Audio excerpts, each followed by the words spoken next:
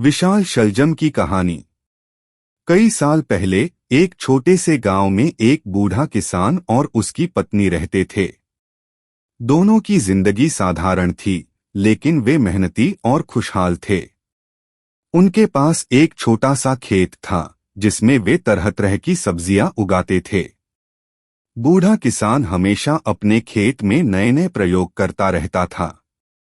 एक दिन उसने सोचा कि वह कुछ ऐसा उगाएगा जो पूरे गांव में मशहूर हो जाए।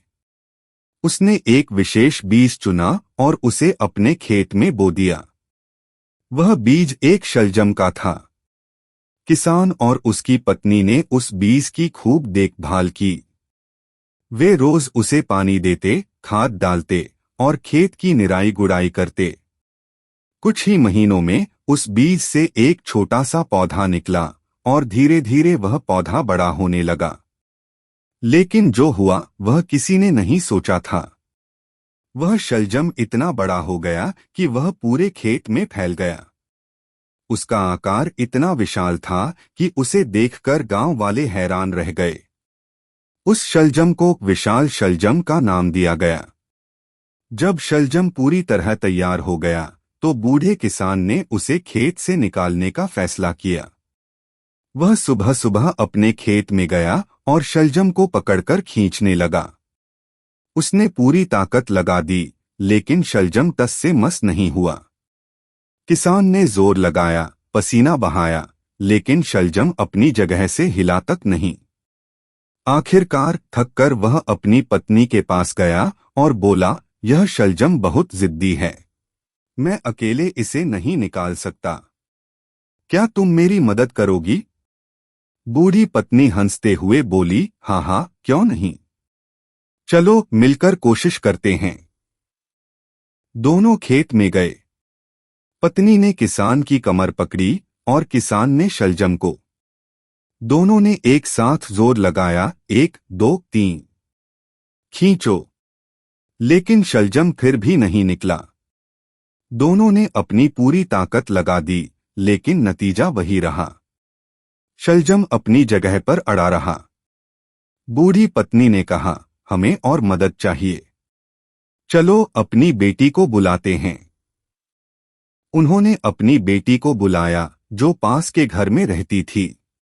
उसने अपने छोटे बेटे को बुलाया, जो पास में खेल रहा था। नन्हा लड़का दौड़कर आया और बोला, दादी, दादाजी, माँ, मैं भी मदद करूंगा। अब लड़के ने अपनी माँ की कमर पकड़ी, माँ ने दादी की, दादी ने दादाजी की और दादाजी ने शलजम को। चारों ने एक साथ जोर लगाया, 1, 2, 3। खींचो। लेकिन शलजम फिर भी अपनी जगह पर डटा रहा। लड़के ने कहा, हमें और मदद चाहिए। मैं अपने कुत्ते को बुलाता हूँ। उसने अपने प्यारे कुत्ते को बुलाया, जो पास में धूप सेंक रहा था।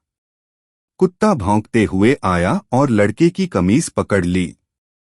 अब कुत्ते ने लड़के को, लड़के ने माँ को, माँ ने दादी को, दादी ने दादाजी को और दादाजी ने शलजम को पकड़ा। पांचों ने एक साथ जोर लगाया, 1, 2, 3। खींचो। लेकिन शलजम अभी भी नहीं निकला। कुत्ते ने भौंकते हुए कहा, हमें और ताकत चाहिए।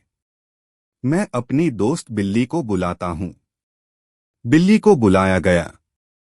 बिल्ली ने कुत्ते की पूंछ पकड़ी, कुत्ते ने लड़के को, लड़के ने माँ को, माँ ने दादी को, दादी ने दादाजी को और दादाजी ने शलजम को। छहों ने एक साथ जोर लगाया, 1, 2, 3। खींचो। लेकिन शलजम जिद्दी था, वह अपनी जगह से हिला तक नहीं। बिल्ली ने कहा, हमें एक आखिरी मदद चाहिए। मैं अपने दोस्त चूहे को बुलाती हूँ। उसने एक छोटे से चूहे को बुलाया, जो पास के खेत में रहता था। चूहा छोटा सा था, लेकिन उसमें हिम्मत बहुत थी। वह दौड़कर आया और बिल्ली की पूंछ पकड़ ली। अब चूहे ने बिल्ली को, बिल्ली ने कुत्ते को, कुत्ते ने लड़के को, लड़के ने माँ को, माँ ने दादी को, दादी ने दादाजी को और दादाजी ने शलजम को पकड़ा। सातों ने एक साथ जोर लगाया, 1, 2, 3। खींचो। और इस बार एक जोरदार धड़ाम की आवाज के साथ शलजम जमीन से बाहर निकल आया। सभी एक साथ पीछे की ओर गिर पड़े, लेकिन उनके चेहरों पर खुशी की चमक थी। विशाल शलजम उनके सामने था, इतना बड़ा कि उसे देखकर सभी हैरान रह गए। बूढ़े किसान ने गांव वालों को बुलाया और एक बड़ा उत्सव मनाया। उसने शलजम को काटकर सभी को बांट दिया। शलजम इतना बड़ा था कि पूरे गांव के लिए काफी था। गांव वालों ने मिलकर स्वादिष्ट व्यंजन बनाए, शलजम का सूप, शलजम की सब्जी और शलजम का अचार। सभी ने खूब खाया, नाचा और गाया। बूढ़ा किसान और उसकी पत्नी बहुत खुश थे।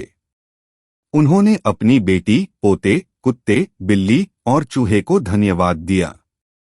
किसान ने कहा, यह शलजम हमारी मेहनत का फल है, लेकिन इसे निकालने में हम सबकी एकजुटता ने काम किया। शिक्षा।